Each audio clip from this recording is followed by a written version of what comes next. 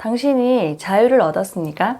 그렇지 않으면 당신은 노예나 다름없습니다. 처절하고 울컥할 정도로 종잣돈을 모아라. 이것은 부자가 되기 위해서 반드시 거쳐야 되는 과정. 안녕하세요, 김여사입니다. 오늘은 종잣돈을 모으기 위한 독설 모음을 준비해봤습니다. 그동안 책을 읽거나 강의를 들으면서 기억에 남는 여러 가지 문구, 문장, 말들을 노트에 제가 적어놓은 게 있거든요. 이제 노트를 조금씩 이제 정리를 하다가 그런 문구가 있어서 여러분들과 공유하고자 이번에 이 영상을 준비하게 되었습니다. 오늘 제가 준비한 독설은 5가지입니다. 첫 번째, 경제적 자유를 얻지 않았다면 당신은 노예나 다름없다 라는 말이에요. 이 말은 여러 책에서도 나오긴 하는데 제가 처음 접했던 것은 그 재테크로 유명한 재테크 카페 주인장님의 강의를 들으러 갔을 때 그 주인장 강의를 통해서 이 말을 처음 들었었거든요. 그분이 했던 말이 이거예요. 경제적으로 당신이 자유를 얻었습니까? 그렇지 않으면 당신은 노예나 다름없습니다. 대기업 다니고 공무원이라고 의시되지 마라. 산업이 공로비일 뿐이다. 연봉이 높다고 착각하지 마라. 좀 더 돈을 받는 노예일 뿐이고 정년이 보장된다고 착각하지 마라. 정년까지 부려먹을 수 있는 노예나 다름없다. 그러면서 그 강의 중간중간에 계속 노예라는 사실을 잊지 마. 노예다, 노예다. 이 노예라는 단어를 엄청나게 강조를 했었거든요. 그래서 처음에는 왜 자꾸 노예라 그러지? 라면서 약간 반감이 있었는데 근데 제가 사는 상황을 보니까 정말 노예나 다름이 없는 거예요. 정해진 시간까지 출근을 해야 되고 정해진 시간까지 그 일을 해야 되고 내가 쉬는 것도 상사의 눈치를 봐야 되고 완전히 자유롭지 못한 삶이라는 게 정말 노예와 다름없다라는 생각이 들더라고요. 그래서 그때부터 경제적 자유를 한번 얻어보고 싶다. 나의 이 노예 생활에서 벗어나고 싶다라는 생각을 하게 되었습니다. 그리고 이분이 했던 말 중에 재밌는 말이 또 있어서 제가 이제 적어봤어요. 취향은 경제적 자유인이 되어 가져라고 말씀했어요. 그러니까 노예는 취향이 없어야 된다고 하더라고요. 그 말 너무 재밌지 않아요? 우린 노예인데 내 라이프 스타일은 어떻고 내 취향은 어떻고 뭐 이런 걸 따질 때가 아니라는 거예요. 그 취향은 내가 정말 노예를 벗어났을 때 경제적 자유를 쟁취했을 때 그때 자유롭게 취향을 가져라고 하더라고요. 두 번째, 거지처럼 종잣돈을 모아라 입니다. 처절하고 울컥할 정도로 종잣돈을 모아라 라고 되어 있어요. 처절하고 울컥할 정도라고 되어 있는 이 단어에서 느껴지는 그 느낌이 가슴에 팍 와닿았더라고요. 처절하고 울컥하게. 이것은 부자가 되기 위해서 반드시 거쳐야 되는 과정이라고 되어 있어요. 우리 같은 흑수저 출신들은 어차피 부자가 되려면 거쳐야 될 과정이다.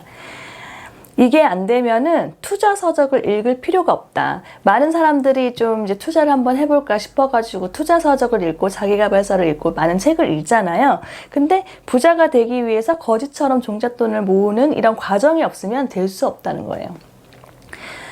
바구니에 담을 계란이나 마련해라. 계란도 없으면서 무슨 바구니에 계란을 나눠 담느냐 아니면 바구니에 계란을 한꺼번에 모아 담느냐 이런 거를 따질 필요가 없다는 얘기예요. 일단 계란부터 만들어라. 처절하고 울컥하게. 이런 말도 있었어요. 그 다음에 세 번째로 수입의 4분의 1 수준으로 생활 수준을 유지한다. 이 말이 있거든요. 그 전에 제가 돈의 진리라는 그런 책을 소개했을 때 사이토 히토리가 수입의 10분의 1을 자신을 위해서 써라 라는 말이 있었잖아요. 근데 그것은 이제 투자를 위한 종잣돈을 모으기 위한 그런 비율이고 수입의 4분의 1 수준으로 생활 수준을 영위하래요. 만약에 내가 200만 원을 받는 사람이면 한 달에 50만 원만 쓰는 수준으로 생활을 하라는 거죠. 그러니까 얼마나 처절하고 울컥하게 돈을 모아야 되겠습니까?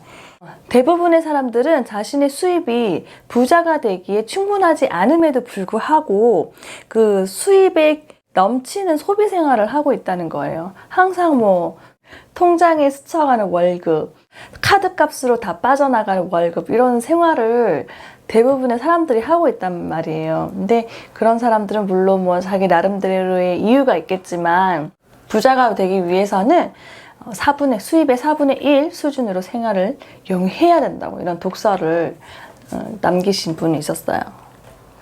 그리고 이제 여기에 덧붙여서 네 번째로 현금으로 살 수 없으면 살 형편이 못 되는 것이다. 우리 참 예전 그 큰 어떤 목돈이 필요한 물건을 살 때 카드 할부 많이 이용하잖아요. 근데 카드 할부를 이용한다는 말은 내가 살 능력이 안 됨에도 불구하고 사고 있다는 거죠. 뭐 식료품점에 가도 심지어 마트에 가도 물어봐요. 한 10만 원쯤 나오면 카드 할부 하시겠어요? 물어보거든요. 근데 저는 이제 당연히 아니야, 일시불이요 이렇게 얘기하는데 그 계산대에 서서 기다리다 보면은 뭐 2개월로 해주세요, 3개월로 해주세요 하는 분들도 꽤 많이 봤어요. 뭐 그런 분들의 왜 그렇게 할부를 이용하는지 이유는 제가 정확히 모르겠지만 그 현금으로 살 수 없으면 살 형편이 못 되는 것이다라는 사실을 인지를 하고 할부 생활 청산하시기 바랍니다. 저도 사고 싶은 게 많아요. 근데 지금 제가 가진 현금으로 살 수 있는 것들이 아니라서 그냥 참고 있어요. 5번째, 무식한 축적기를 가져야 된다라고 되어 있거든요. 이거는 김미경 TV 그 유튜브 채널에서 김미경 강사님이 말씀하신 거 제가 적어놨던 것 같아요. 최근에 들은 거라서 이게 기억이 남아서 가지고 와봤습니다. 자유로워지고 세련되기 위해서는 무식한 축적기가 필요하다. 근데 이 무식한 축적기는 젊을수록 좋다. 몸이 건강할 때 이 무식한 축적기를 가져야 된다라고 말씀하셨어요. 저도 요즘에 이제 종잣돈 한번 모아보려고 열심히 노력하고 있는데 뭐 한 번씩 처절하고 울컥할 정도로 그 정도까지는 아직 못해요. 근데 일을 하고 집에 와서 이제 또 집안일도 하고 아이들도 키우고 하다 보면은 몸이 너무 힘들어요. 그래서 정말 어떻게 언제까지 이렇게 살아야 되나 싶을 정도로 막 몸이 지치고 체력적으로 힘든 경우가 너무 많거든요. 뭐 정신적으로 힘든 건 둘째 치고 일단 체력이 너무 힘든 거예요. 저는 아들 둘 키우고 있다. 체력적으로 너무 힘든 거예요. 그래서 내가 젊으니까 이렇게 살지 나이 조금만 더 들어도 이렇게 못 살겠어 라는 생각이 요즘 가끔 들거든요. 그러니까 젊을 때 이 무식한 축적기를 가져야지 나이 들어서는 정말 신체적으로 체력적으로 너무 힘들어서 하고 싶어도 하지 못하는 그런 날이 올 수도 있겠다라는 생각이 들더라고요. 그래서 저도 이제 지금 30살 중반인데 30대 중반인데 더 많이 늙기 전에 이 무식한 축적기를 견뎌내고 좀 더 자유로운 생활을 만끽하고 싶습니다.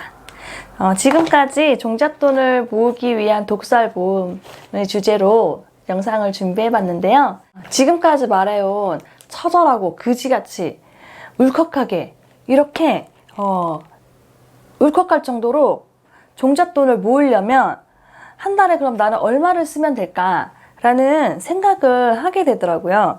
그래서 이제 그냥 무턱대고 시작하는 것보다 어느 정도의 기준이 있으면은 이제 좀 그 기준을 도달하기 위해서 목표점을 세울 수 있을 것 같아서 이제 그럼 그 기준을 어떻게 정할 수 있을까에 대한 방법을 제가 고민을 하다가 저는 이 방법을 사용해서 그것을 기준으로 잡고 생활하고 있거든요.